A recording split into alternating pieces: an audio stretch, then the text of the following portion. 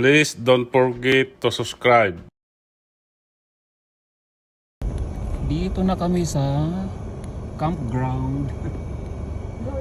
And we need to register kung ilang vehicle kami, ilang tao.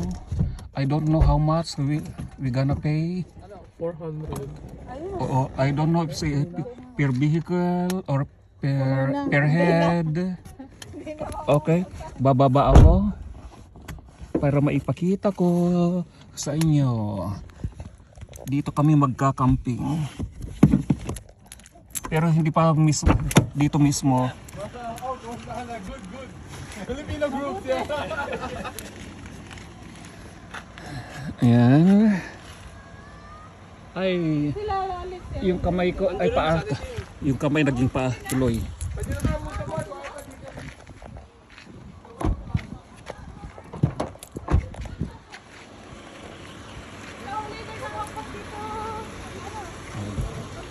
Dito sila. Kukuha lang ng mga license. Sabi kang kagat? Sabi ni... Dito magpapa-register. Ayan. Kung gusto mong magpahinga, may maupuan, oh.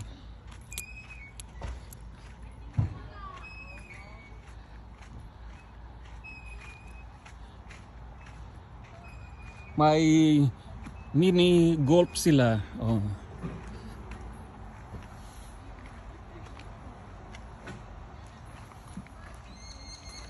Kaya mag-vlog muna tayo habang nag-aantay, habang sila ay nagpapa-register.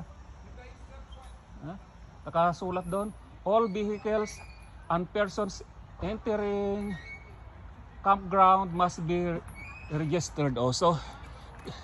Lahat kami magpapa-register, hindi lang yung sasakyan. Ito yung mini golf. Yan, mini golf.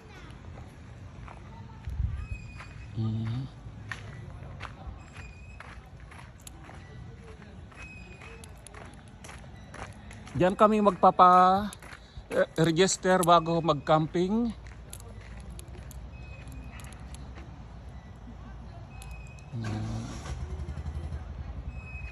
Apat na sasakyan, nauna na yung tatlo. At yan, o. Para sa mga bata.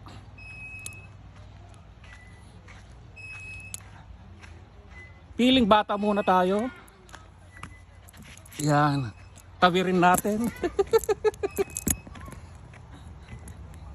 Yan.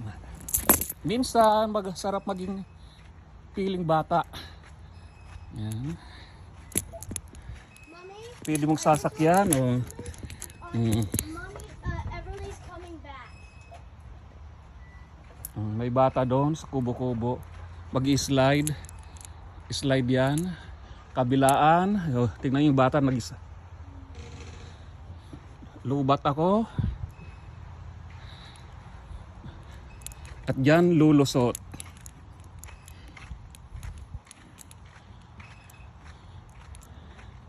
Tingnan nyo yung mga mayayaman talaga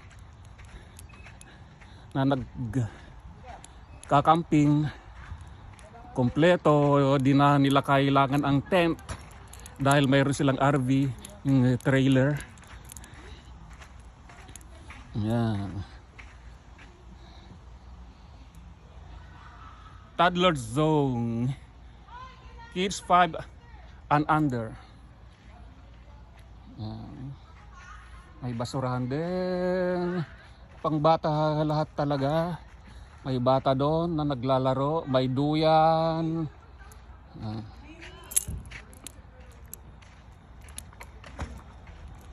sabihin ko kuya, under ng group mo?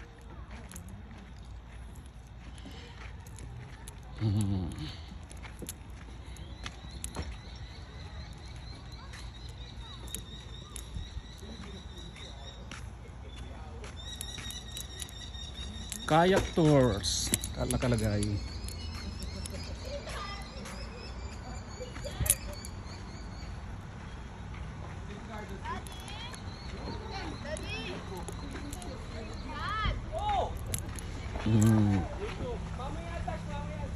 Yan yung binabasa ko kanina.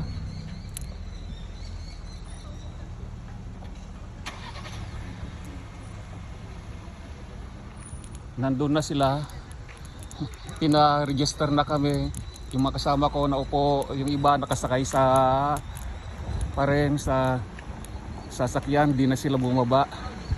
Yan yung grupo namin. 1, 2, 3. Ay. 1, 2, 3, 4, 5. Welcome. Kung nag-Toyota pa yan. Yung Toyota nagkamping tayo. Kasya naman. Bakit? Ito lumaki niya. Lumaki niya yata yung ganda lang.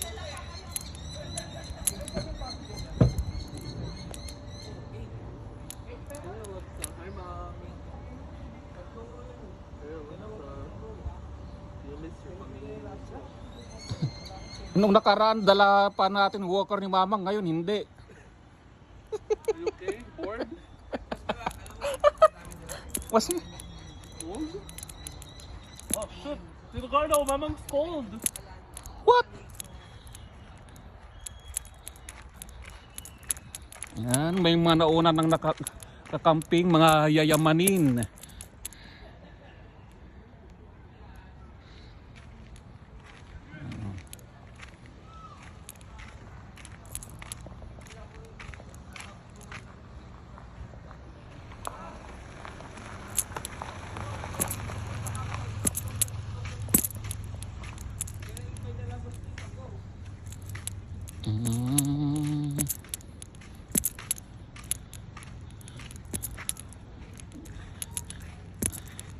Mayroon din dito.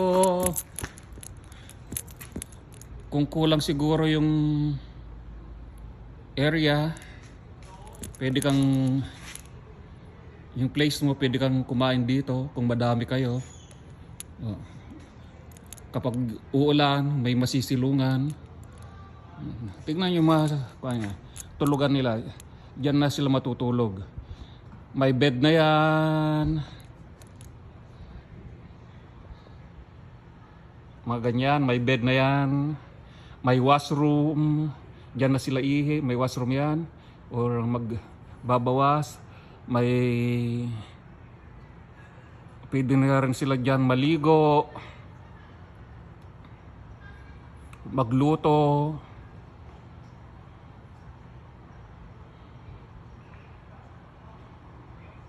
Ayan, ang dami oh. Yan yung sinasabi ko kanina na gusto kong mabili kapag ako'y nanalo. Plus yun oh, mayroon siyang, kung gusto niyang magkayak, nasa tuktok, ibabaw ng kanyang sasakyan. Yung alley doon, oh, mayroong nakaupo na, nakaset na sila eh. Ang haba ng kanilang RV. Unlike sa amin, kailangan pa naming mag-set ng tent namin. Sa kanila kahit ulan, hindi na nila problema. After registration, lilipat kami. Di ko pa alam kung saan kami banda. Makikita nyo sa susunod kong vlog. Dito may mga pambata na may basketball. Pwedeng mag-basketball doon ng bata, mag-volleyball. May mga batang naglalaro na doon. I think washroom yan. Okay. Hindi ko kailangan mag-washroom.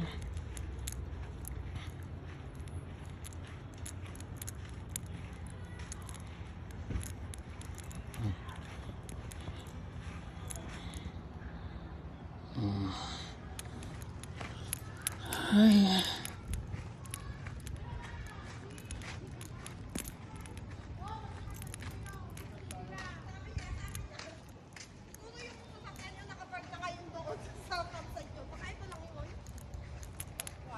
Hindi, paliko eh. Yung pa nung...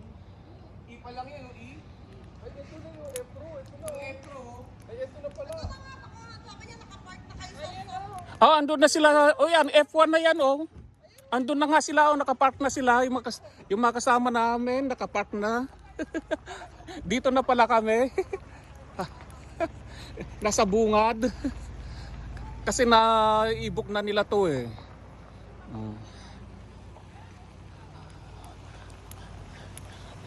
Kasi mayroong mga camping area na kailangan mong magpa-register in advance. Kadalasan 1 year before or months before. Yan. Yan mga sasakyan na makasamahan ko. Ako rin may sasakyan. B&B. Ang sasakyan ko bulok na bisikleta. Kailangan ko rin bumili ng B&B, bago na bike or baby, bagong bike.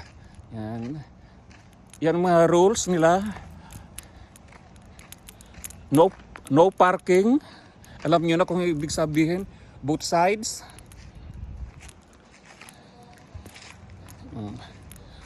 Pets on lead at all times. You must follow ang mato. Do not cut or remove wood at any time from the bush. Yan. Please, F-row kami. O yan. Dito na kami lahat.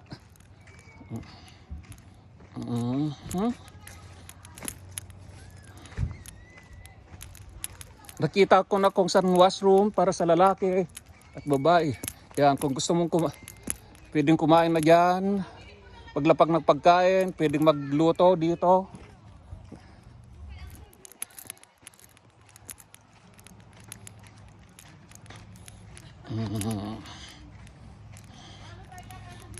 Yan. Tabi-tabi kaming lahat.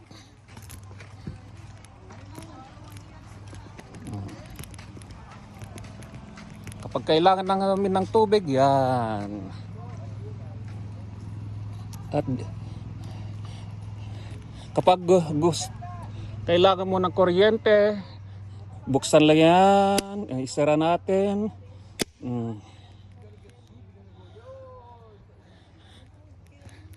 Thank you for watching. Please don't forget to subscribe, like, share, and comments. Bye bye for now. See you on my next vlog.